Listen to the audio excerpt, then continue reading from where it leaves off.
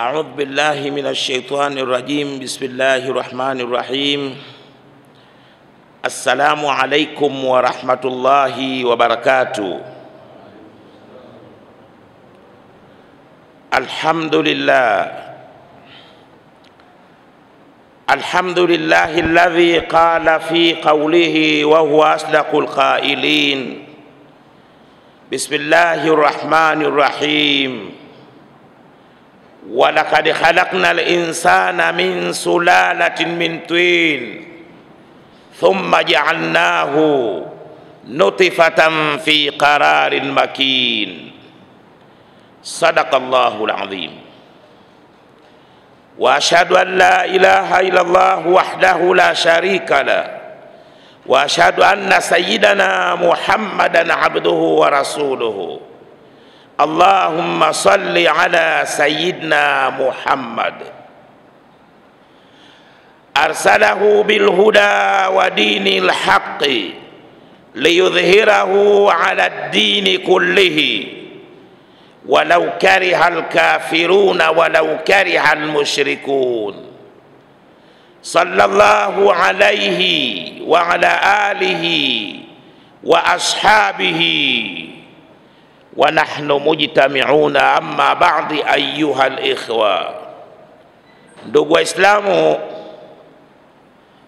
wapenzi wa Bwana Mtume Muhammad sallallahu alayhi wasallama, katika ile sehemu ya kwanza ya kuumbwa kwake mwanadamu kutokana na udongo, ile tumeieleza kadiri Mwenyezi Mungu Subhanahu wa Ta'ala alivyonikadiria, alivyoniwezesha. Leo insha Allahu Ta'ala tunaanza kuzungumza sehemu ya pili ya kuumbwa kwake mwanadamu ndani ya tumbo la mama yake. Sehemu hii imehusika na maji.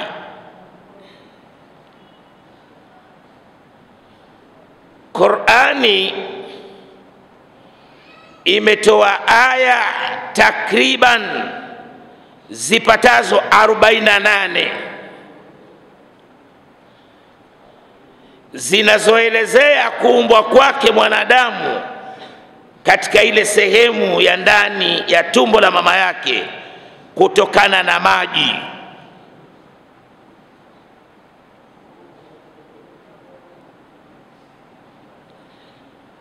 Tulieleza katika darsa zilizopita ya kwamba moja katika mambo ambayo wanadamu walikuwa wao hawajui ni juu ya chanzo cha mwanadamu katika kuumbwa kwake ndani ya tumbo la mama yake. Tukaeleza kwa mfano Aristotle, mwanafalsafa wa Kigiriki, yeye alisema ya kwamba mwanadamu ndani ya tumbo la mama yake anatokana na kitu fulani, lakini hicho kitu chenyewe hakuweza kukitaja kwamba ni kitu gani, kilichokuja kuchanganyika na maji ya hedhi ya mwanamke. Maelezo haya hayakuwa sahihi na wala hayana ukweli wote ndani yake, bali tunasema ya kwamba hizo zilikuwa ni jitihada zake na juhudi zake na uoni wake katika wakati wake ulifikia hapo. Ikaja nadharia ya mtoto mdogo ndani ya tumbo la mwanamke, wakaja wakasema ya kwamba ndani ya tumbo la mwanamke kuna mtoto aliyekuwa mdogo kabisa kuliko sisimizi. Mwanamume anapokuja kukutana kimwili na mwanamke, yale maji ya uzazi ya mwanamume ndiyo yanakwenda kumkuza yule mtoto. Ukafika wakati wa kuzaliwa kwake, akazaliwa. Wengine wakasema kwamba si sahihi, isipokuwa ndani ya maji ya uzazi ya mwanamume, ndani yake ndiyo kuna mtoto aliyekuwa mdogo kabisa kuliko sisimizi. Mwanamume anapokuja kukutana kimwili na mwanamke, ndiyo yule mtoto anahamishwa sasa kutoka upande wa mwanamume na kuhamishiwa katika tumbo la mwanamke. Ukafika wakati wa kuzaliwa kwake, akazaliwa. Maelezo yote haya hayakuwa sahihi. Qur'ani ilipoteremka karne ya 7, kwa kuwa ndiyo kitabu cha mwisho, hakitoletwa tena kitabu kingine baada ya kitabu hiki isipokuwa kitasimama kiyama. Qur'ani iliwajibika kwamba ni lazima iwaeleze wanadamu juu ya chanzo cha mwanadamu katika kupatikana kwake ndani ya tumbo la mama yake. Qur'ani ikasema, thumma ja'alnahu nutfatan fi qararin makin, kisha tukamfanya mwanadamu kuwa yeye ni nutfa.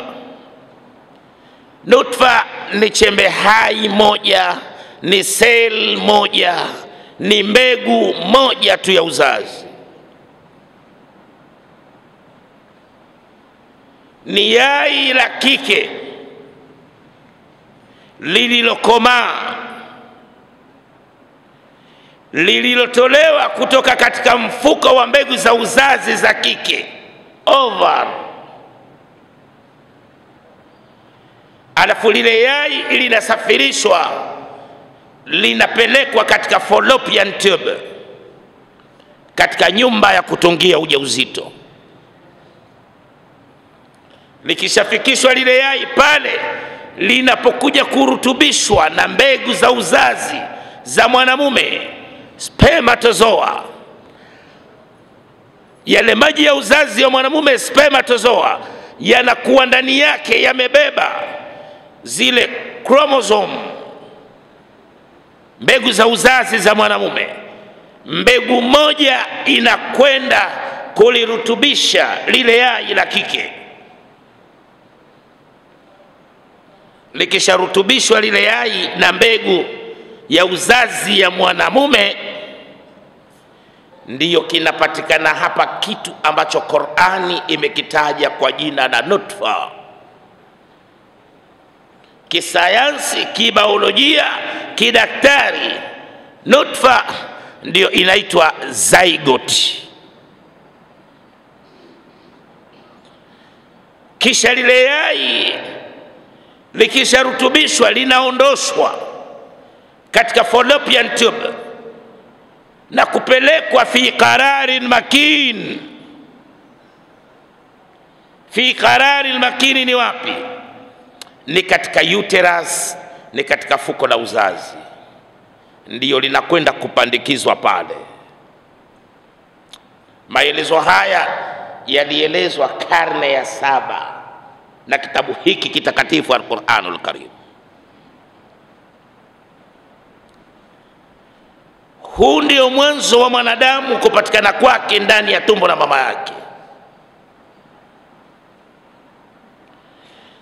Katika ule mfuko wa mbegu za uzazi za kike, ovar,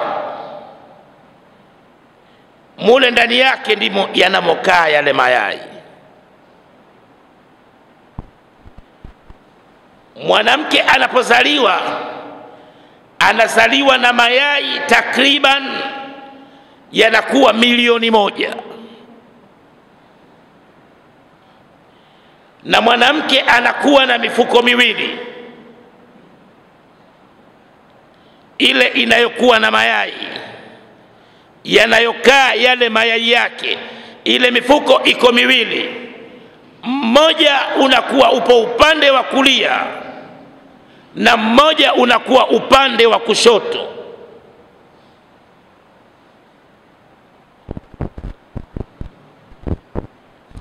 Sasa anapozaliwa, anazaliwa takriban na mayai yapatayo milioni 1.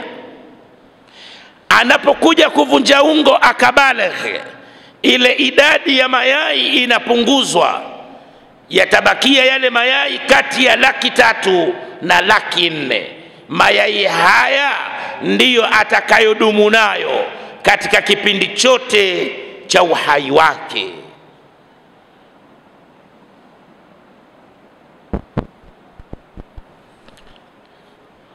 Kila mwezi mwanamke anatoa yai moja kutoka katika mfuko wa mbegu za uzazi za kike ovar. Kama yeye si mjamzito, kila mwezi anatoa yai moja, linatolewa kutoka katika mfuko wa mbegu za uzazi za kike ovar. Mule ndani ya ule mfuko kuna kuwa na glandi, kuna kuwa na tezi inayotoa hormone inayoitwa FSH, follicle stimulating hormone. Nini kazi yake FSH? FSH kazi yake ni kutoa taarifa pale ndani ya ule mfuko wa mbegu za uzazi za kike ovar kwamba tunataka yai moja likomae.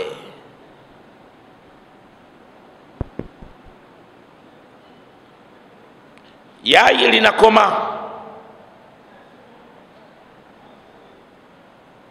likishakomaa lile yai, kuna glandi nyingine mule ndani, kuna tezi nyingine inayotoa hormone inayoitwa LH, luteinizing hormone. LH kazi yake, ikishamwaga yale maji yake mule ndani, inakwenda kuiambia FSH, usiruhusu hapa kukomaa kwa yai jingine, tusubiri kwanza matokeo ya yai hili lililokomaa. Na wakati huo huo LH inaliambia lile yai lililokomaa kwamba hautakiwi wewe kukaa humu ndani ya huu mfuko wa mbegu za uzazi za kike ovar. Hautakiwi wewe kukaa humu ndani, unatakiwa utoke humu ndani.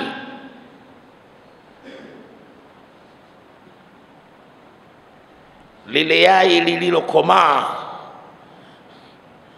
linatoka mule ndani likiwa limechanganyika na majimaji yanayoitwa follicular fluid.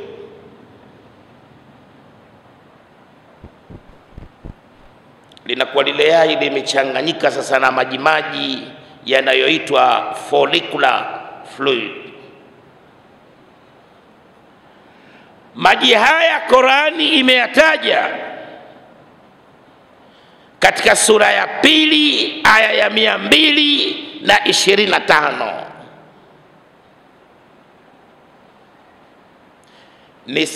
Nisaukum harthul lakum,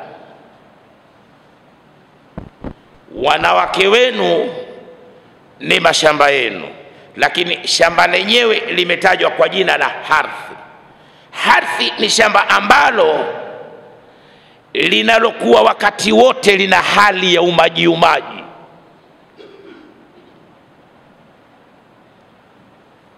kama vile shamba la mpunga. Harthi ni shamba ambalo mbegu kwanza inapandwa kwingine,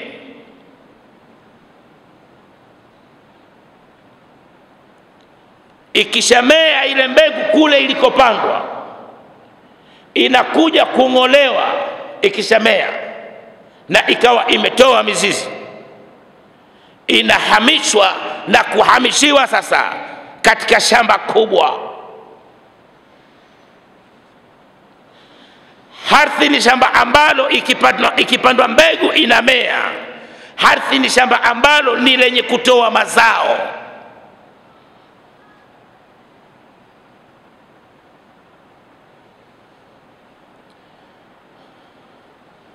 lile yai mule ndani linachanganyika na yale maji follicular fluid. Yale maji kazi yake ya kwanza ni kulifanya yai liwe na uhai.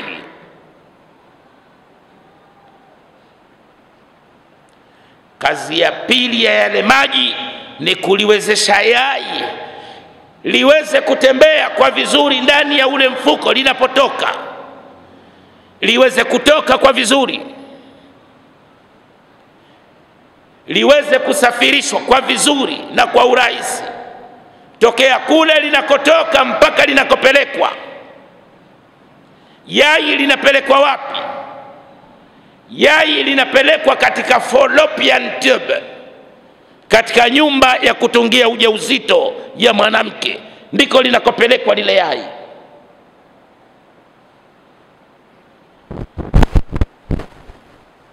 Na kule linakopelekwa pale mahali hapatakiwi pawe pakavu, panatakiwa pawe na hali ya umaji, ili ule utungaji wa ujauzito utakapofanyika ufanyike katika hali iliyokuwa mzuri. Panatakiwa pale pawe na hali ya umaji. Ndio Qur'ani inasema nisaukum harthul lakum, wanawake wenu ni mashamba yenu.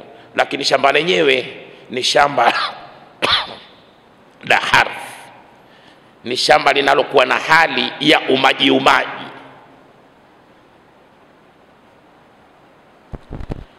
Qur'ani inapozungumza, ikiwa inazungumza biology au physics au chemistry au geography au inazungumza mambo ya astronomy, mambo ya anga, au inazungumza history au hisabati, fani yoyote ile, Qur'ani ikiwa inazungumza katika fani hiyo, inazungumza jambo, ile Qur'ani inakuwa ina maneno yake katika ile fani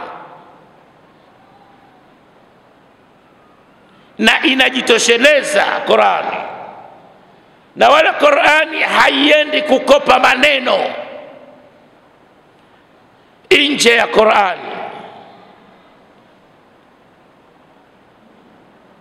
haiendi kukopa maneno.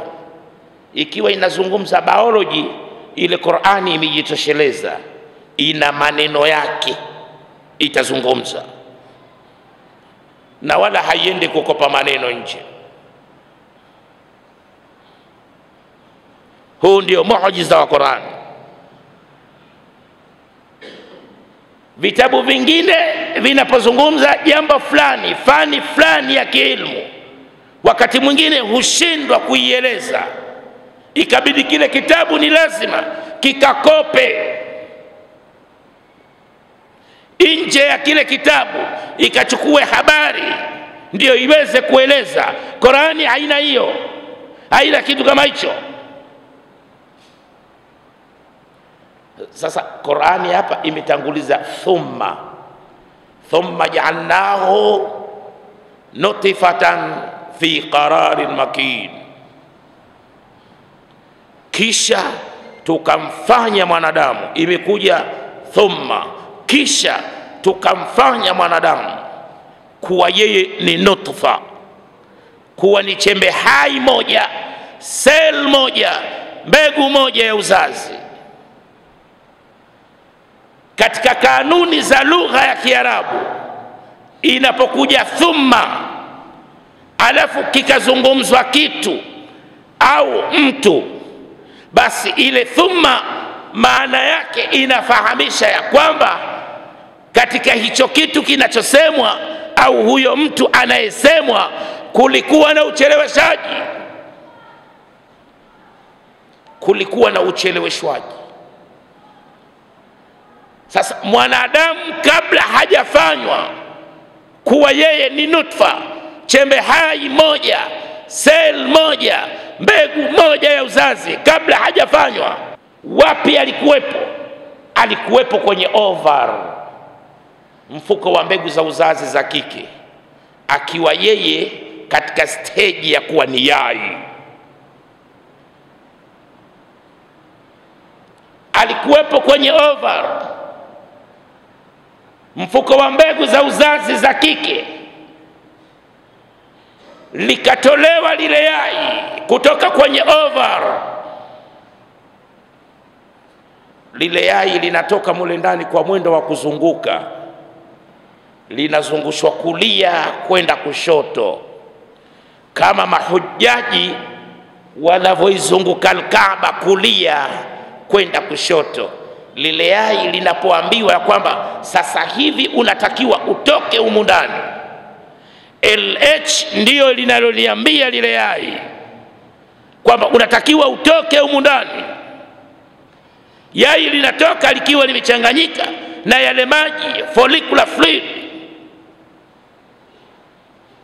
linatoka mule ndani kwa njia ya kuzunguka kulia kwenda kushoto, kama mahujaji wanavyotufu kuizunguka Kaaba kulia kwenda kushoto. Yai likishafika juu ya ule mfuko, pale juu ya ule mfuko kuna vitu pale kama kamba vinaning'inia karibu na ule mfuko wa mbegu za uzazi za kike, ovar. Likifika juu tu lile yai, vile vitu vilivyokuwa kama kamba vinaning'inia pale, kisayansi, kibiolojia, kidaktari, vinaitwa fimbria. Linaokotwa lile yai, linachukuliwa lile yai, linachukuliwa na zile fimbria, linaliokota lile yai na kulichukua na kuliingiza katika ule mrija unaoitwa fallopian tube. Yai linaingizwa pale.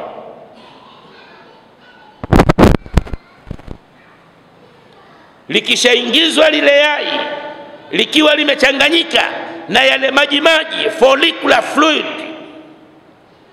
mule ndani ya ule mrija kuna vinywelea kama miguu mingi ya jongoo.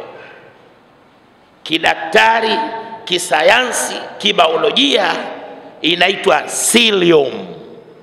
Yai likiingizwa tu, zile cilium zinacheza, zinatikisika. Lile yai linazungushwa tena kulia kwenda kushoto, ndio linasafirishwa. Linapelekwa wapi? Linapelekwa katika fallopian tube, katika nyumba ya kutungia ujauzito ya mwanamke.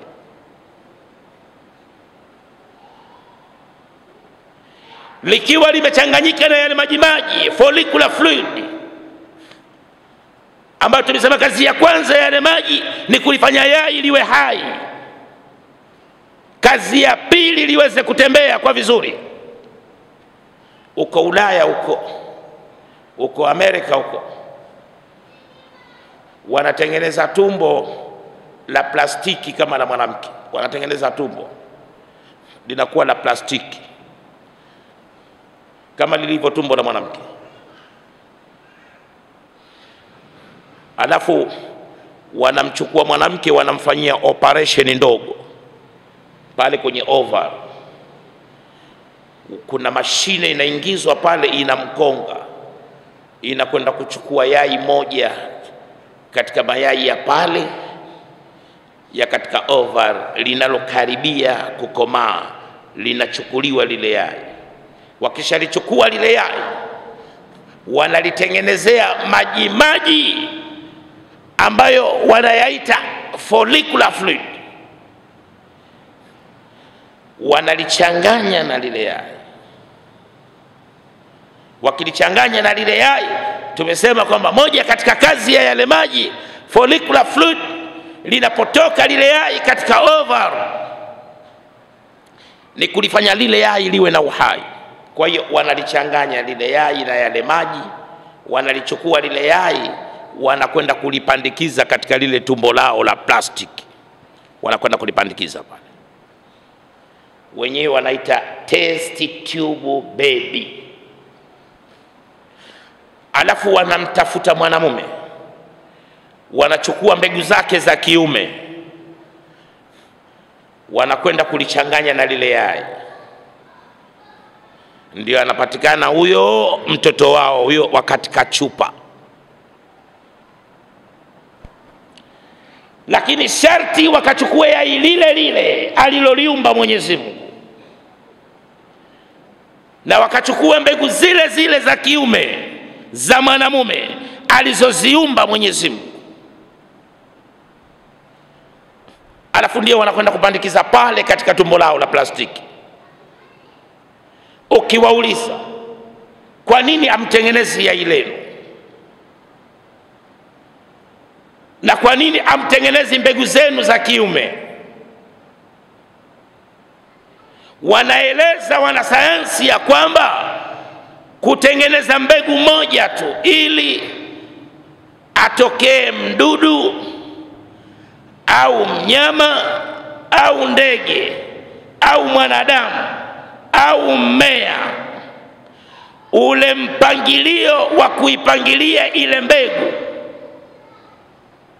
ili iweze ile mbegu atokee mwanadamu au mnyama au mdudu au ndege au mmea, ule mpangilio wa mule ndani, namna ya kuipangilia ile mbegu, wanasema ya kwamba hata kama utapewa umri wa ulimwengu huu ndio uwe umri wako wewe wa kuishi, alafu upewe kazi ya kutengeneza mbegu moja tu, atokee hapo kiumbe hai, upatikane uhai, basi ule umri utamalizika na wewe bado itakuwa hujaweza kumaliza kuitengeneza ile mbegu.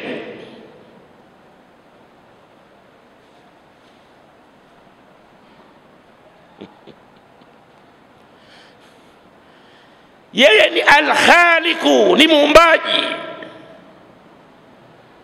al-Mubdi'u, mwenye kuanzisha, al-Musawwiru, mtengenezaji wa sampuli mbalimbali za sura za viumbe, al-Azizu, mwenye nguvu, al-Alimu, juzi, ar-Razzaqu, mwenye kuruzuku.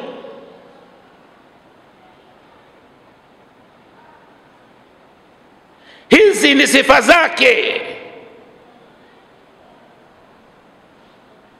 Ndiyo maana wakitaka kutengeneza yule kuku wao wa wiki 8 tu anakuwa tayari analiwa, lazima wamfuate yule kuku aliyeumbwa na Mwenyezi Mungu, yule mtetea yule wa asli, wakachukua yai lake, na ni lazima wamfuate jogoo yule wa asli yule, wakachukua mbegu zake, wachanganye hapo, wanachanganya na vitu vyao vingine, ndio anapatikana yule kuku wao wa wiki 8. Na wenyewe hufika mahali wakasema ya kwamba lakini kuku hawa si bora kama wale kuku wa asli, mayai yao si bora kuliko mayai yale ya yule kuku wa asli, na yule mtu wao test tube baby hana tofauti yoyote na yule kuku wao wa kizungu. Aliyekuwa rais wa zamani wa Marekani Bill Clinton akawaambia, mchezo usi mzuri, mutakuja kujaza mazuzu katika dunia.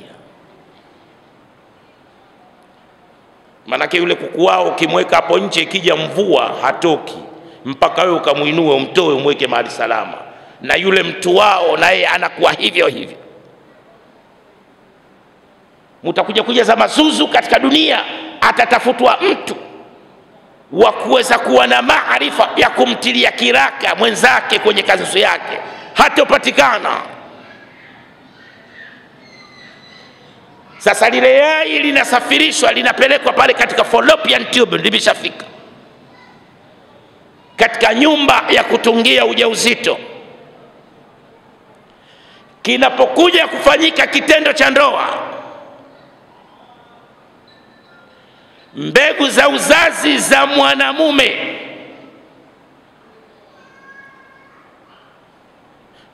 chromosome zinakuwa zile mbegu zinabebwa na maji ya uzazi ya mwanamume, spermatozoa. Zile mbegu zinakuwa mule ndani.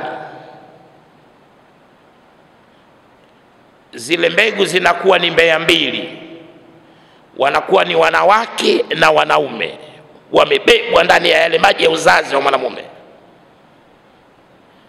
Na zile mbegu zinakuwa hazina tofauti yoyote na wale viluilui vya katika maji machafu.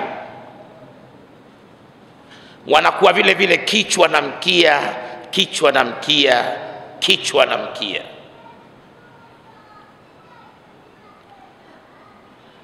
Na kama wewe husomei udaktari, hawakuruhusu yakachukuliwa spermatozoa, maji ya uzazi wa mwanamume, yakatiwa kwenye darubini, alafu kaambiwa angalia, utamchukia mwanadamu. Hana tofauti yoyote na kile kiluilui cha katika maji machafu. Anakuwa vile vile kichwa na mkia, kichwa na mkia, kichwa na mkia. Na katika ule mkupuo mmoja wa maji ya uzazi ya mwanamume, anapoyamwaga katika nyumba ya uzazi ya mwanamke, zile mbegu zinakuwa takriban milioni 500 mpaka milioni 600.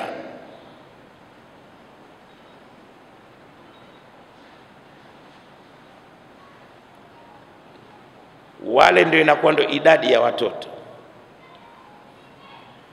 na wale watoto wanakuwa wako mbea mbili, wanakuwa ni wanaume wale na wanawake.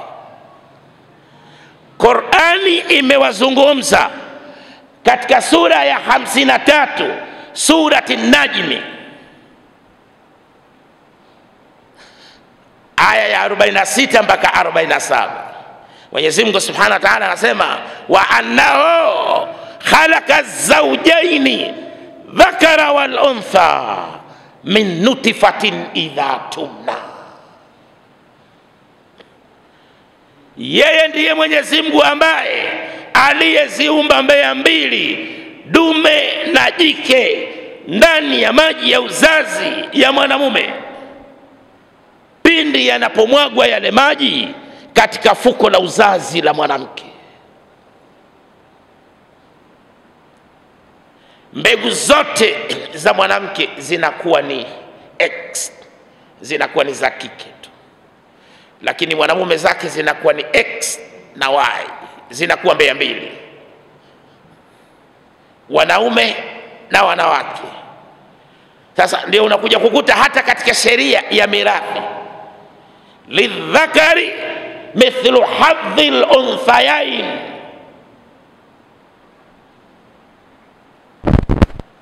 kwamba mwanamume anapata sehemu mbili za wanawake wawili, ndio anapewa mwanamume mmoja. Roho zikawatoka, wakaona tumepata mahali pa kuutukania Uislamu, ya kwamba umemdhulumu mwanamke, umemnyanyasa mwanamke, umemuonea mwanamke, umembagua mwanamke, na hapa nendeni mukaandamane, hapa pabadilishwe.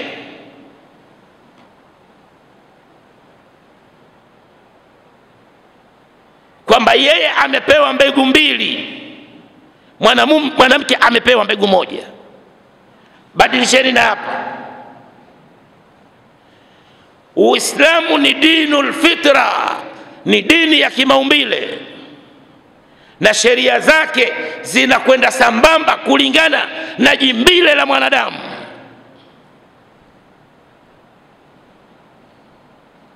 Ili dini iwe ni ya haki, yatakiwa sheria za dini hiyo ziende sambamba na jimbile la mwanadamu.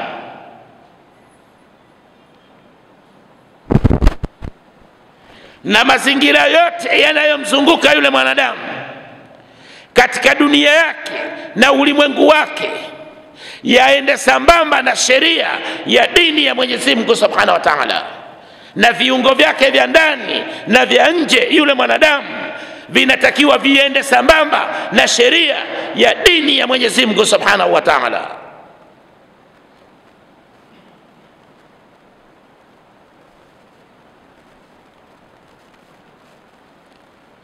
Mwanamume mbegu zake zinakuwa ni za aina mbili, X na Y.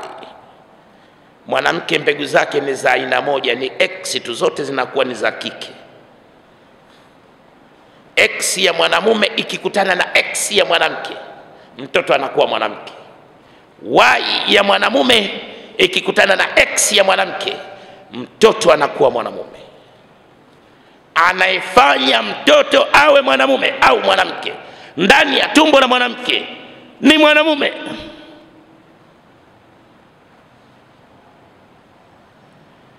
Na jinsia ya mtoto ndani ya tumbo la mwanamke inafanyika wakati ule ule wa utungaji wa ujauzito. Idha tumna, angalia Qur'an, jinsia ya mtoto inafanyika wakati ule ule inapotunga mimba tu, katika sekunde ile ile, dakika ile ile, na siku ile ile, na saa ile ile, na jinsia hufanyika hapo hapo. Walikuwa hawajui mtoto kuwa mwanamume au mwanamke, kwamba jambo hili linafanyika wakati gani, walikuwa hawajui. Qur'ani ilipoteremka karne ya 7 ikasema idha tumna, jinsia ya mtoto hufanyika ndani ya tumbo la mwanamke wakati ule ule unapotunga ujauzito. Hawakulijua hili mpaka ilipofika karne ya 18 ndio wanakuja kujua. Daktari wa kwanza, mzungu wa kwanza, Spallanzani, Mtaliano, ndio anakuja kujua. Wakati huo Qur'ani ilikuwa na umri wa miaka 1200 katika dunia. Qur'ani iliwapita wanasayansi na sayansi yao katika kueleza jambo hili, ya kwamba jinsia ya mtoto ndani ya tumbo la mwanamke kwamba inafanyika wakati gani. Qur'ani iliwapita kwa karne 12. Ilikuwa tayari yule kijana wa Kiarabu Muhammad bin Abdullah bin Abdul Muttalib kule jangwani kule amekwisha lieleza lile jambo. Karne ya 7, vazi lake ni kanzu na kiremba na kitambaa chake alichotupa mabegani mwake na fimbo yake mkononi. Viatu vyake vimetengenezwa kwa ngozi ya ngamia. Alikuwa tayari amekwisha sema kijana huyu wa Kiarabu habari. Karne ya 7 walipokuja kujua, Qur'ani ilikuwa tayari ina umri wa miaka 1200 katika dunia. Sasa zile mbegu zinabebwa katika maji ya uzazi ya mwanamume, chromosome. Hizi ndio chembe hai, zinabebwa katika spermatozoa, yale maji ya uzazi ya mwanamume, zinasafirishwa kutoka upande wa mwanamume na kwenda upande wa mwanamke.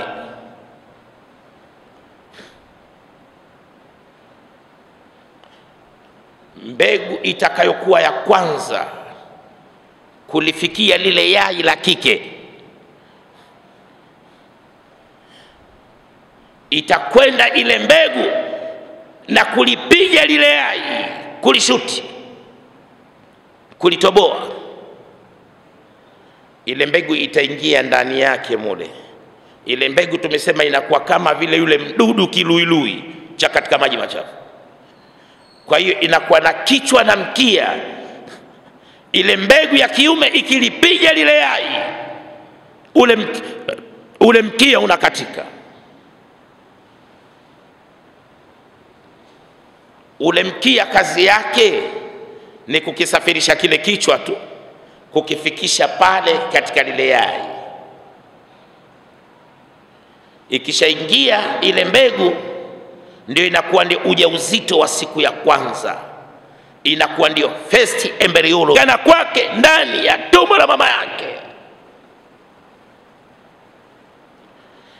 Lakini Qur'ani ilikuja kutoa maneno ya kitaalamu,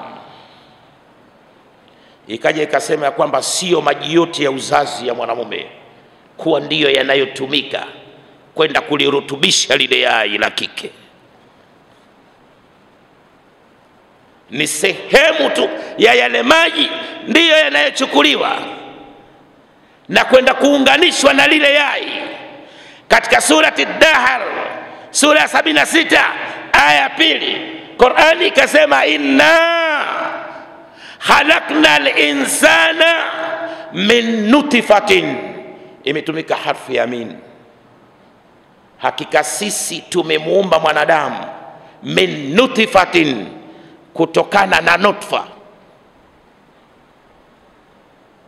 Maana yake sio maji yote ya uzazi ya mwanamume yanayochukuliwa na kwenda kulirutubisha lile yai la mwanamke lililotolewa kutoka katika mfuko wa mbegu za uzazi za kike, over. Ni sehemu tu ya yale maji ndiyo inayochukuliwa.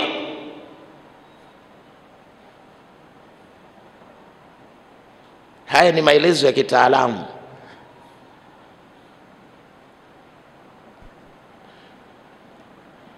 Katika sura ya 32 surati Sajda aya 8, Qur'ani inasema thumma ja'ala naslahu min sulalatin min ma'in mahin, kisha tukakifanya kizazi chake kutokana na mchujo wa maji yaliyokuwa madhalilifu. Katika tafsiri ya Qur'ani ya Al-Muntahab fi tafsiri al-Qur'ani, mashekhe wameeleza katika tafsiri hii ya kwamba neno hili mahin linapotumika kwa mwanadamu, maana yake inakuwa ni udhaifu, na neno hili mahin linapotumika katika kitu, maana yake inakuwa ni uchache chache. Mashekhe wakasema aya hii haitokuwa tabu ikifasirika hivi: kisha tukakifanya kizazi chake kutokana na mchujo wa maji yaliyokuwa machache, yaliyokuwa madhalilifu.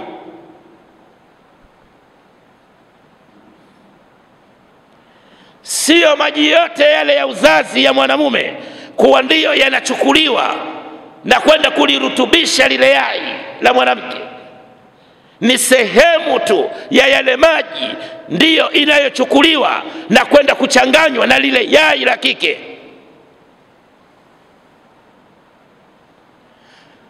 Katika sura ya 75 suratul Qiyama aya 37, Qur'ani inasema alam yakunu tifatan min maniyyin yumna thumma kana alaqatan fakhalaqa fasawwa faja'ala minhu az-zawjayn dhakara wal untha alaysa dhalika biqadirin ala an yuhyiya al-mauta.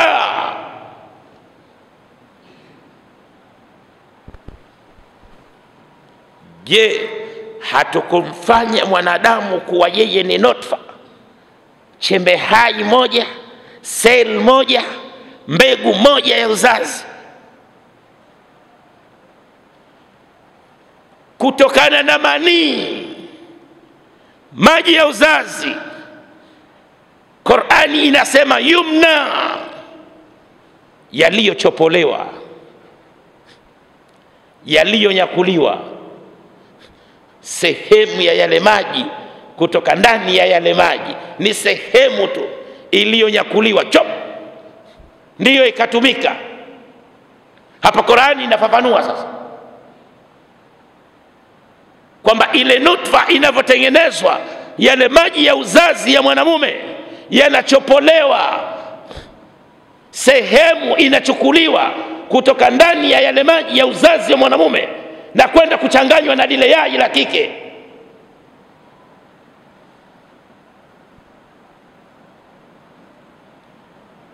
thumma kana alaqatan fakhalaqa fasawa, kisha baada ya kuwa yeye ni nutfa tukamfanya kuwa ni alaqa.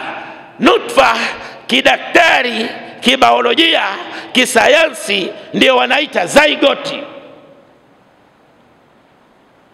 Alafu akishafanyika kuwa ni nutfa, stage ya pili mwanadamu anafanyika anakuwa ni alaqa.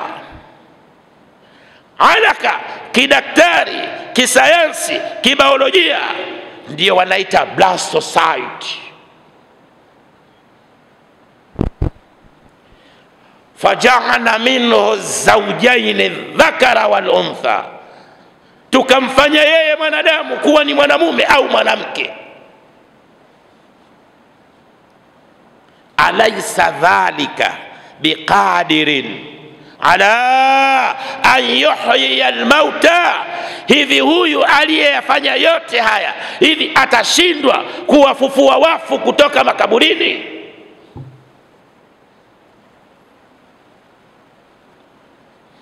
Atashindwa?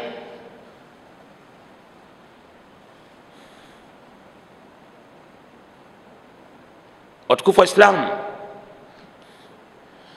wanafunzi wa chuo kikuu cha Saudi Arabia cha Riyadh mwaka 1981 walizikusanya aya zote za Qurani zinazoeleza ya kwamba uumbwaji wa mtoto ndani ya tumbo la mama yake unafanyika kutokana na maji ya uzazi yaliyokuwa machache. Qurani imetumia harfu ya min. Walizikusanya aya zote, watu wakapanda ndege wakamfuata Profesa Keith Moore, ndiye daktari bingwa wa embryology and anatomy, ndiyo gwiji hili, ndiye daktari bingwa kidunia wa kiini cha mimba ya mwanadamu na kukua kwake na mabadiliko yake na viungo vya mwili wa mwanadamu, katika chuo kikuu cha sayansi cha Toronto nchini Canada, Canadian Association of Anatomists, katika kliniki yake ya kimataifa The Developing Human Clinical Oriented Embryology. Wanamfuata. Walipofika wakapokelewa, wakakaribishwa, wakamwambia madhumuni ya kuja kwetu, tumekuja kukuonyesha Qurani yetu sisi inatuambia ya kwamba sio maji yote ya uzazi ya mwanamume kuwa ndiyo yanayotumika kwenda kuitengeneza ile nutfa. Qurani inatuambia ni sehemu tu ya maji yale ya uzazi ndiyo inayochukuliwa kwenda kuitengeneza ile nutfa. Je, nyinyi wana sayansi mnasemaje kuhusu hili? Sayansi yenu inakubali hili? Inasemaje? Profesa Keith Moore akaambia Qurani imesema kweli, sio maji yote ya uzazi ya mwanamume yanayotumika kwenda kulirutubisha yai la mwanamke, ni sehemu tu ya yale maji inayotumika kwenda kulirutubisha lile yai. Wakamuuliza, je, hii mmethibitisha vipi? Akawaambia ni kutokana na teknolojia za kisasa za karne ya 20 na 21 tumeweza kuyachukua maji ya uzazi ya mwanamume na kuyaingiza kwenye darubini, alafu tukaona kwamba yale maji ya uzazi ya mwanamume katika mkupuo mmoja, yale maji ndani yake yanakuwa na chromosome zipatazo milioni 500 mpaka milioni 600. Sasa kama yangekuwa yanachukuliwa maji yote yale na kwenda kuunganishwa na lile yai la kike, mama angelibeba ujauzito wenye idadi ya watoto milioni 500 mpaka milioni 600. Lakini ni mbegu moja tu pale ndiyo inayotumika. Kwa hiyo Qur'ani hapa imetumia harfu ya min, akawaambia kwamba Qur'ani yenu imesema kweli. Huyu ndiye daktari bingwa kidunia wa embryology and anatomy. Ambia Qur'ani yenu imesema kweli.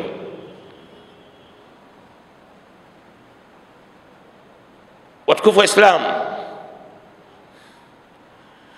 Qur'ani pia kuna maelezo imetoa kuhusu yale maji ya uzazi ya mwanamume, na katika ule mchanganyiko wa kuchanganyika mbegu ya uzazi ya mwanamume na mwanamke, Qur'ani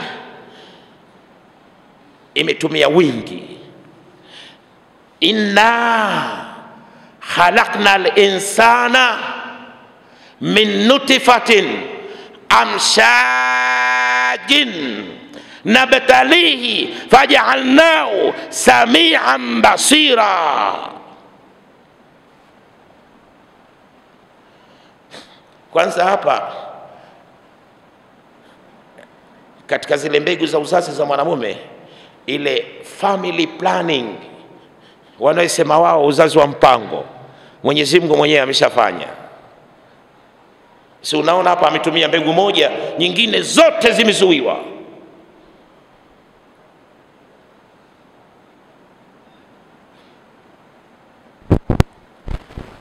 Imetumika mbegu moja tu ya mwanamume.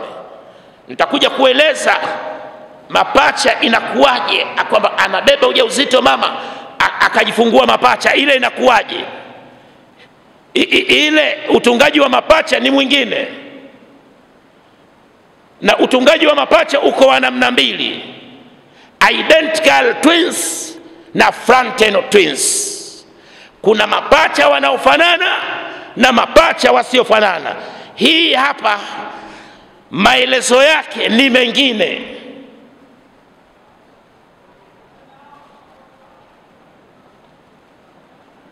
Kwa hiyo Mwenyezi Mungu mwenyewe amezizuia zile mbegu nyingine zote.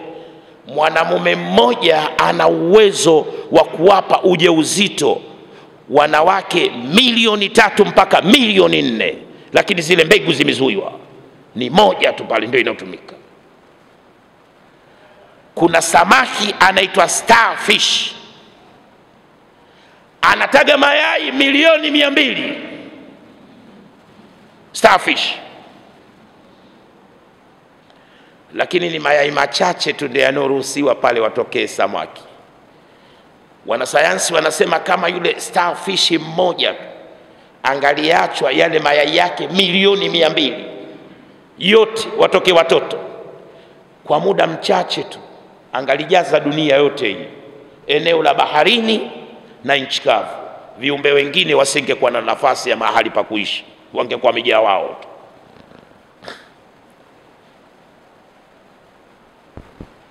Kuna mti mmoja uko Ulaya unaitwa Saicimbrium sophia. Ule mti mmoja tu katika aina hii ya mti unatoa mbegu robo 3 milioni.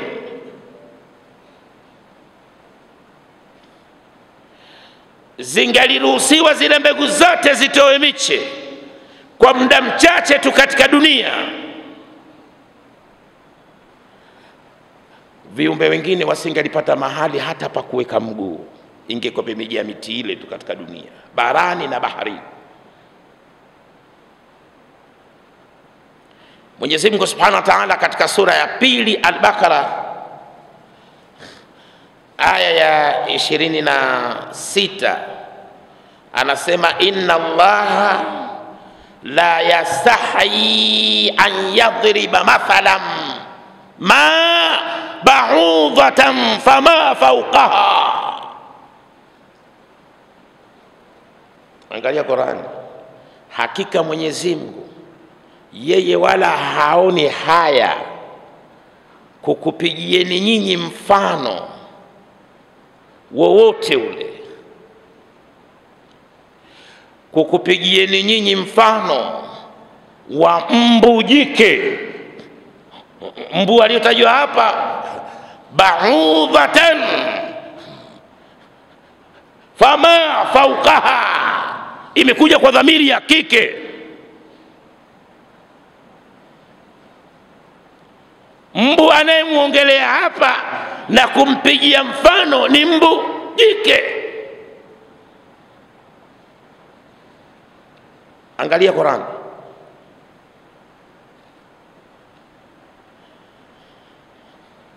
Haoni haya kukupigieni mfano wa mbu na kilichokuwa juu ya mbu.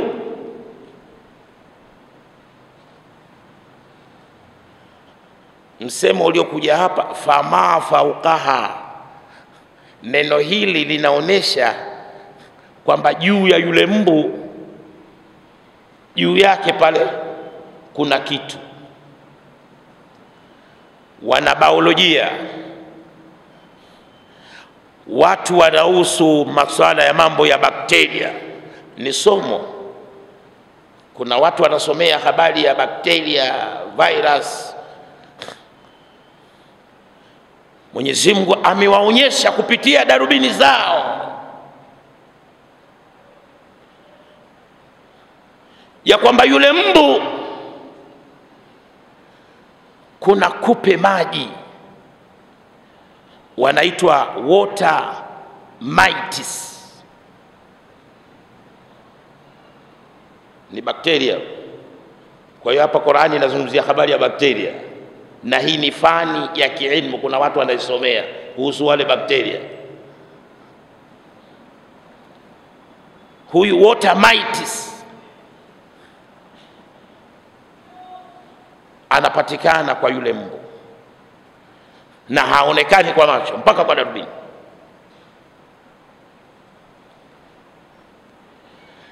Sasa kuna kitu kingine, mdudu mwingine wanamuita ectoparasite. Huyu ectoparasite ni katika aina ya bakteria ambao kazi yake kwa yule mbu ni kudhibiti idadi ya mbu.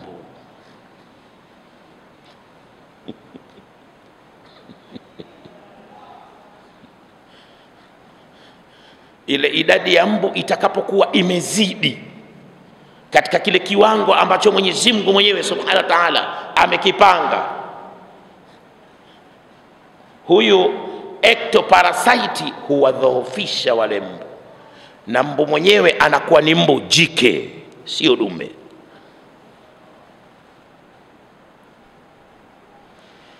Wakaja wakagundua pia kuna bakteria mwingine kwa yule mbu katika juu ya kichwa chake, anaitwa Wolbachia.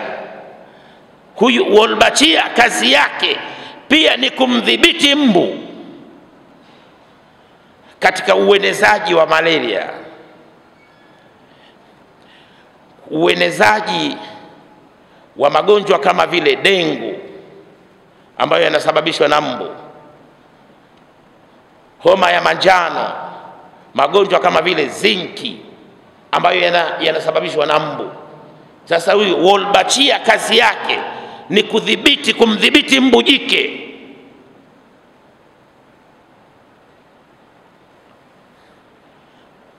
Sasa kila kitu Mwenyezi Mungu mwenyewe Subhanahu wa Ta'ala, alladhi khalaqa fasawwa walladhi qaddara fahada.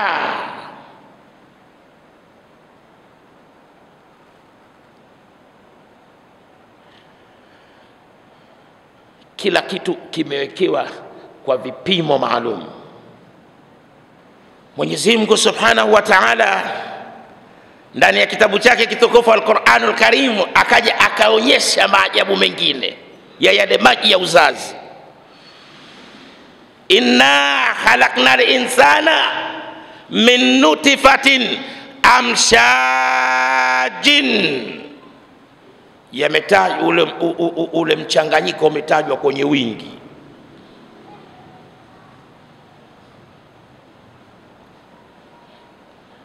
Yale maji ya uzazi tumesema ni sehemu ndogo tu inayotumika, lakini pia Qur'ani ikaja kutoa maelezo mengine ya kwamba kunakuwa na mchanganyiko.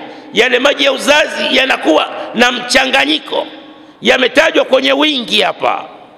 Wakaja wakagundua katika mwili wa mwanamume kuna glandi mbili, tezi mbili zinazoitwa testes,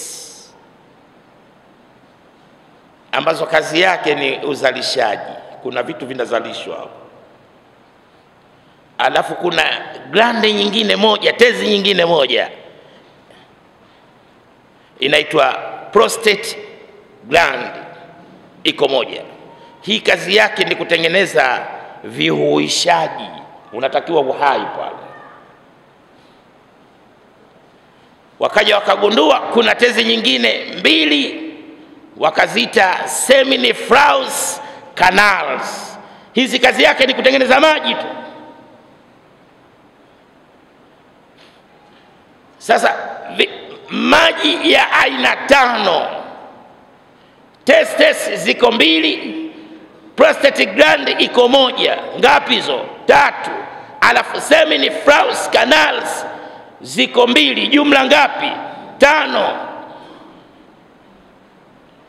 Zinakuwa zimefungwa baina ya kifua cha mwanamume na mgongo wake.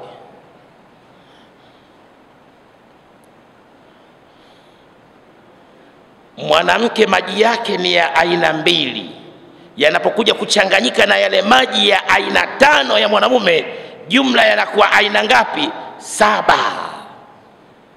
Ndiyo hapo anapatikana mwanadamu, na kizazi cha mwanadamu kikaweza kuendelea. Qur'ani haya imeyaeleza kwa ufasaha uliokuwa mkubwa kabisa, lakini kuna maelezo katika reproduction system, katika mifumo ya mambo ya uzazi. Kuna maelezo Qur'ani ilieleza. Maelezo hayo yanatofautiana na maelezo ya sayansi. Qur'ani imesema vingine na sayansi imesema vingine. Katika sura ya 86, surati Tariq, aya 5 mpaka 8, Qur'ani inasema falyanzuril insanu mimma khuliqa, khuliqa min ma'in dafiq yakhruju min baini sulbi wat tara'ib innahu ala raj'ihi laqadir yawma tubla sarair fama lahu min quwwatin wala nasir. Falyanzuril insanu mimma khuliqa, muangalie mwanadamu ameumbwa kutokana na kitu gani. Tazama ya hapa, angalia ya hapa, ni ya utafiti, ya uchunguzi na majaribio, kwamba hapa panahitajika darubini.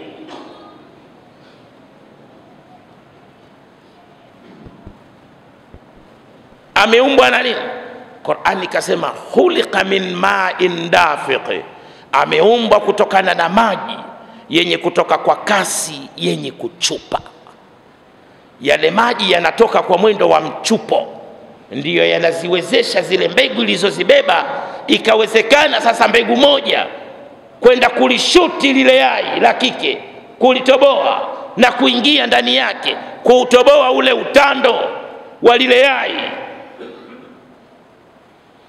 Kuna wanaume wengine mbegu zao zinakuwa hazina uwezo wa kulifikia lile yai, zingine zinakwenda zinafika, lakini haziwezi kufanya ile dafiki, kutoboa lile yai. Sasa ikitokezea hivi, sio alaumiwa mwanamke kwamba miaka 5, 10, 15 toka ameolewa mwanamke huyu hajabeba ujauzito. Wakati mwingine ni yule mume, mbegu zake hazina uwezo wa kufika kule kwenye yai. Wakati mwingine zile mbegu hazina uwezo wa kufanya ile dafiki. Na musikalie tu kusema tumerogwa, nendeni hospitali mutapimwa wote wawili. Kwa njia hii nimewasaidia watu wengi, walipokwenda wakapimwa, akaonekana mwanamke yuko safi kabisa, isipokuwa mwanamume mbegu zake hazina uwezo wa kufika kule kwenye yai, na mwingine zinafika lakini hazina uwezo wa kufanya dafiki. Kuna dawa unapewa na unazaa. Lakini Qur'ani ikaja ikasema yakhruju min baini sulbi, kwamba yale maji ya uzazi ya mwanamume yanatoka katikati ya uti wa mgongo wa mwanamume, wataraibe, na katika kifua cha mwanamke, katika mbavu zake. Maelezo haya hayakubaliani na sayansi. Sayansi haisemi hivyo. Sayansi inasema mbegu ya uzazi ya mwanamume inatoka kwenye korodani, na mbegu ya uzazi ya mwanamke inatoka kwenye ovar. Hapa Qur'ani na sayansi zimetofautiana katika reproduction system.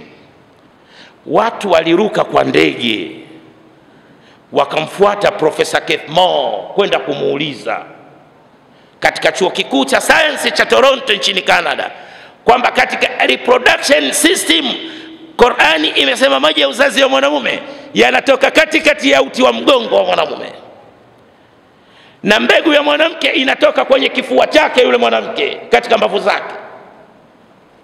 Sayansi inasema ya kwamba maji ya uzazi ya mwanamume yanatoka kwenye korodani, na mbegu ya uzazi ya mwanamke inatoka kwenye ovar.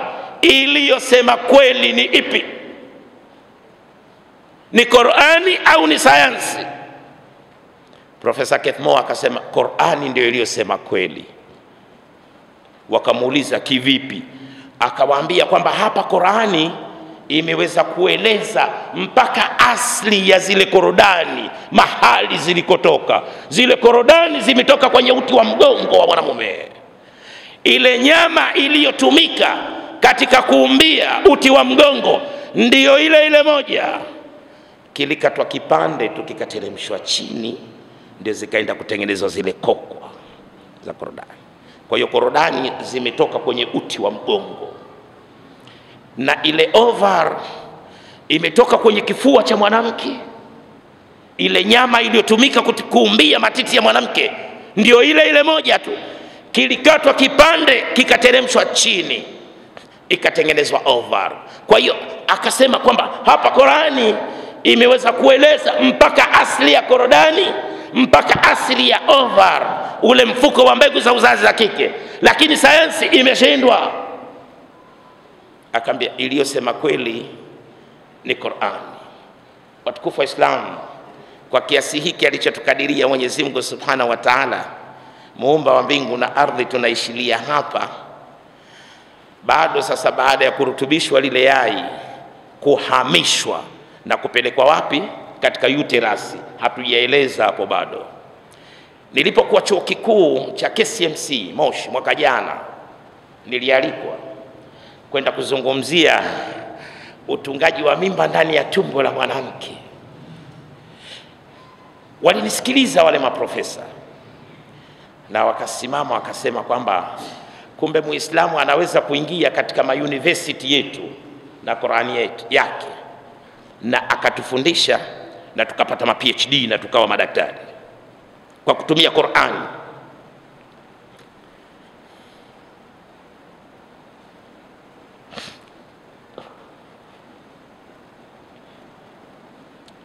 Watu kama 7 pale pale wakaslimu.